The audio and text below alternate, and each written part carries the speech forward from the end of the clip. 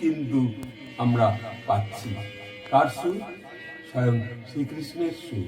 শ্রীকৃষ্ণের যেমন বাঁশি আমরা এখনো নীরব হলেও সেই বাঁশি শুনতে পাওয়া যায়, ঠিক তেমনি শ্রী অরবিন্দের বাণীর মধ্যে যে শক্তি রয়েছে, যে ভাবনা রয়েছে, যা আমাদের প্রাণপণ নিজেদেরকে আরো উজ্জীবিত করে তোলে অধ্যাত্ম পথের দিকে।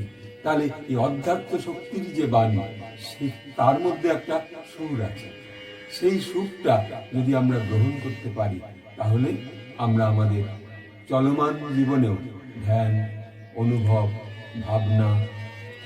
ভাবনায় থেকে আমরা কি করতে পারবো? নিজেকে রক্ষা করতে পারবো। এই সমস্ত সব কিছুর মধ্যে মন না দিয়ে যদি আমরা সেই সুরের দিকে এগিয়ে যেতে পারি, সেই সুর যদি আমরা রক্ষা করতে পারি, অর্থাৎ শ্রী অরবিন্দের বাণী, ভাবনা, এমনকি প্রণাম মন্ত্র যদি আমরা সর্বদা স্মরণে আনি বা মনে মনে উচ্চারণ করি। শ্রী অরবিন্দ বলছেন এক জায়গায়, অল লাইফ ইজ যোগা, সকল জীবনই যোগ সম।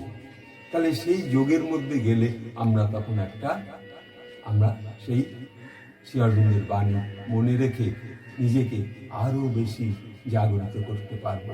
আবার ঠিক তেমনি স্বয়ং শ্রীকৃষ্ণের বাণী, শ্রীকৃষ্ণের যে সুর, সেই সুর কিন্তু আমরা অন্তরে অনুভব করতে পারবো এবং তিনি তার বাঁশির সুর আজ হারিয়ে যায়নি।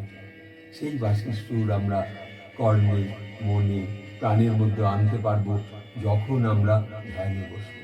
আজ এইটুকু বলে শ্রীমা শ্রী অরবিন্দকে আভূমিলুণ্ঠিত প্রণাম জানিয়ে এখানে রাখি। ওম তৎসবিতুর্বরেণ্যং রূপং জ্যোতি পারস্য ধীমহি তন্নো সত্যেন দীপয়তে। নমস্কার।